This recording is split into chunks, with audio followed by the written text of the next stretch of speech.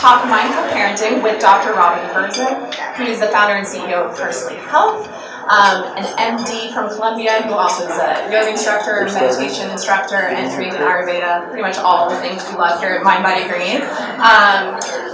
Robin has a son who is a month younger than my daughter, Ellie, which is really exciting. Dr. Amy Shah is in like a totally different life stage because her kids are like 8 and 10, so they're like doing all sorts of other things. But Amy's an immunologist, part of the mindbodygreen collective, and I'm really proud to have both of these inspiring women with me today.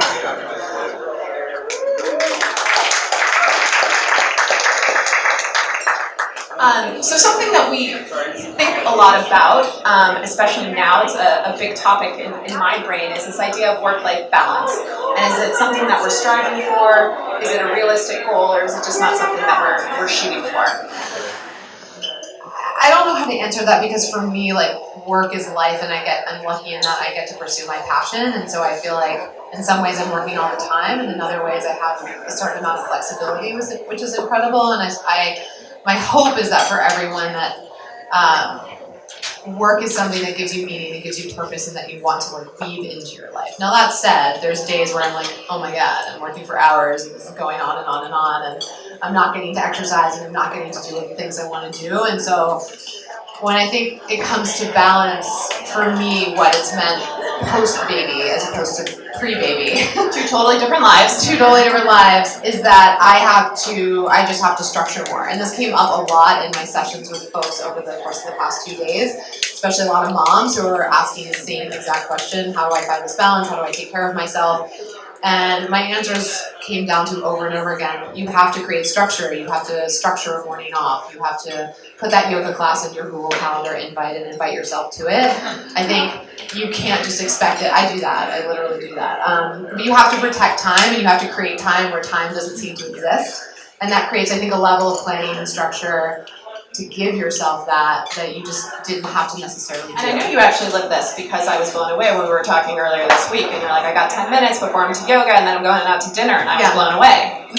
Very envious. I made it happen. Amy, what's your take? I think you can't let anyone else's idea of what work-life balance is influence your own. I think it can be very different for Robin, it's very different for you, it's very different for you. It has to come from what feels right for you. If that means spending 2 hours of time every night with your child or family, if that means 1 hour, nobody should be telling you what the right work-life. It can't come from the external, it has to come from internal. I think there's a lot of guilt that parents feel because of the external pressures that we think, the proper balance between work and family. So the real thing is digging down deep and saying, when do you feel most satisfied and happy with your life? Do you feel satisfied and happy when you get to spend some time with your child or your family? Or do you feel satisfied and happy, unhappy because you're feeling like, oh, that was something that you feel pressured to do from the external world? So really tap into what is congruent with what makes you happy. That's different for everyone. So something that we talked a lot about this morning was technology, and we shared lots of scary statistics around technology with kids using it under 12, 5.5 hours, teens closer to 10 hours a day. And when I was reading this, my first thought was, how much time do I spend online? Probably a fair amount. But what is your take on kids and technology? So the research so far is showing, and a lot more of it is with television versus phones and social media, although that research is coming, but that basically under 2, like nada. Avoid it as much as possible in terms of television and phones? Yes. Okay. In terms of what about those programs that have like learning stuff, like the shapes and the colors? Yeah. The Baby First channel? The Baby First channel. So I think, that's the thing. It's not black and white. And there are educational programs, and there are some interesting evidence around like developing fine motor skills in video games, like at later stages. Limiting kids' time is shown to be important, like at every single stage. And I was excited to hear about some of the tools coming out from Apple today and eventually Android about giving parental controls around that, which I think is so important. But what it's showing that it does to kids, especially when there's a lot of exposure under 2, It's impairing their ability to like form positive social interactions, which is really, really scary. And so we know that phones are rewiring our brains. We know that looking at our phones all the time actually decreases gray matter in the brain. There is something called mobile device addiction, which has now been like codified in the medical literature, and people are studying it. So we know that these devices that we've created, I mean, it's weird to think that the iPhone came out in 2007. Like that's like just over 10 years ago, but the way that we communicate and live has been radically changed. We do spend hours and hours and hours a day looking at one device or another. And I think we have to be treating technology for kids like it's a recreational drug. I mean, people say sugar is a recreational drug. I think tech is a recreational drug, and I think it doesn't mean you can't ever have it, but it just means you have to put limits around it. Sure. So there's actually been some studies quantifying that FOMO is actually a real thing. It's not just something that we talk about on social media. And Amy, your kids are older, 8 and 10, so they're probably wanting to get their own social media accounts. How do you navigate that, and what's your philosophy on it? So a new study came out on sixth graders showing that if you took social media, phones, technology away from them for about 5 days, they were actually better at reading each other's emotions, human emotions. And that's really important. I think that's very scary for us as a society to say, some chronic social media and technology use can decrease our ability to evaluate nonverbal cues, emotional cues. And so I think it's really important to give them a detox like that. So the study was shown in sixth graders taking a 5-day detox, like going to camp, for example, a sleepaway camp where they weren't allowed to bring their tablets and phones and didn't have access to technology. And just like we need detoxes, I think children especially need detoxes. They need to be able to learn how to interact with each other without their device all the time. And I think if we don't do that, they won't have the emotional tools, the toolbox to be able to deal with things that happen to them in real life, the failures, the losses, the bad things that happen. How are they going to be able to navigate that if they cannot process human emotion properly? Right. So good eating habits obviously start young. So how do you balance with Dax that balance of eating good and pleasure and teaching good habits at a very, very young age? We just feed him real food, and we feed him what we eat. And I think I read something a really long time ago that like even when a baby is in the womb, that if you're eating spicy foods, you're eating a lot of different flavors, that it can affect the baby's or the child's aptitude or like appetite literally for different types of flavors later on. So I just seen that play out. So far, I mean, he eats everything, and we're pretty conscious of like what we put in our bodies, what we have in our house, of not feeding him sugar. Breastfeeding was really hard for me. Like I tried, guys. I just did every hack. I just gave a talk on women and biohacking, and I was like, I tried to hack breastfeeding, and not work for me. Like nothing worked. So eventually I gave up, and we started homemaking him his own formula. And we've been doing that, and it takes forever, and it's this entirely labor-intensive thing, and I don't even do it. David, my husband, does it, thank goodness. But woohoo! David's in the back row. Thanks, David. But and people think that that's really extreme because there's so much more convenient, easily accessible stuff out there. But like, it's kind of like once you've seen it, you can't forget it. Like knowing what I know about food, that's been something that we've been really dedicated to, and we'll just feed him what we're eating. We cook for him all the time, or we'll have simple things, fruits, veggies, whatever, and we'll feed him that. And I think he's gotten used to that, and he's a really great eater of those foods. I know that this bubble time where he's really little and I can like mostly control everything that goes in his mouth is so over so soon, and I will like lose this battle, and he'll be like chomping Doritos and slurping a Coca-Cola, and I'm gonna have like an internal heart attack and meltdown when I see that. But at least I'll know that I've set up him and his precious little microbiome with a good foundation. So Amy, your kids can push back. They have their own mind of their own. Like, how do you balance nutrition and pleasure and eating at home with your family? I think talking to them about the pleasure aspect of food and telling them that sugar is supposed to taste good. You're supposed to want it all the time. Like, I don't think that educating them early about the fact that processed foods are made to be addictive. Yeah, you like those things because they're made to give you that good feeling, and vegetables are not made to make that good feeling. The other thing I do is obviously model good habits. There's no amount of pressuring and forcing, modeling good habits and letting them kind of watch that, and hopefully that will wear off on them.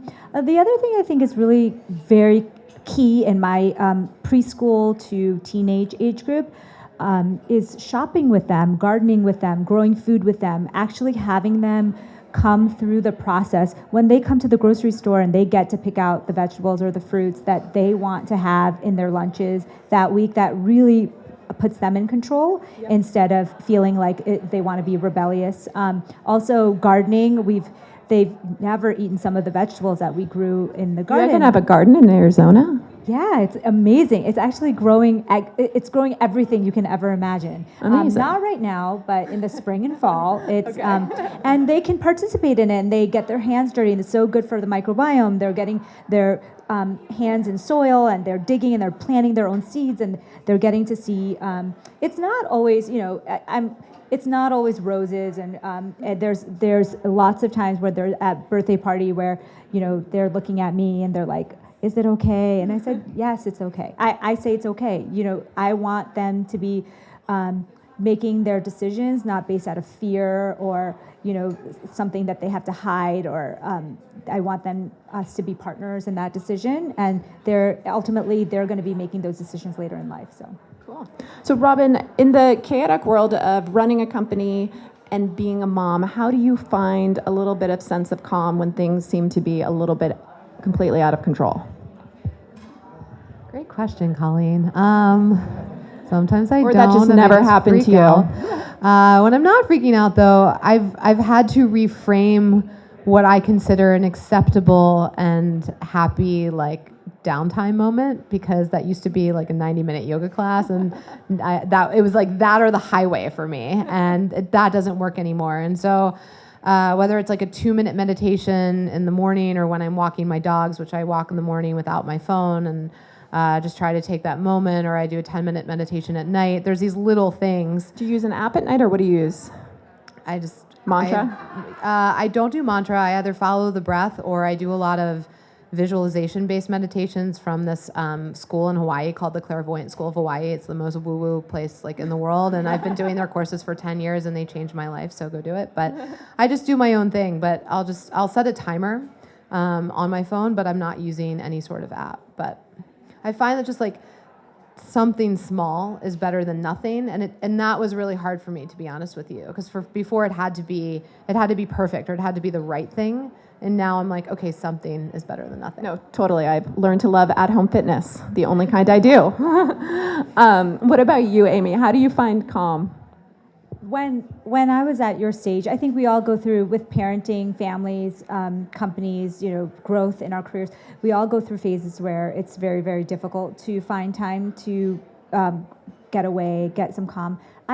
I build it into the beginning of the day, because that's the only time I know that I'll have a 5-minute outdoor in the sun stretch, just some breathing, because that sunlight hits your retinal receptors, go straight to your hypothalamus. It helps with melatonin later in the day. It helps reset your circadian clock. It really sets you up for a good day, and maybe just one couple of breaths and some intention.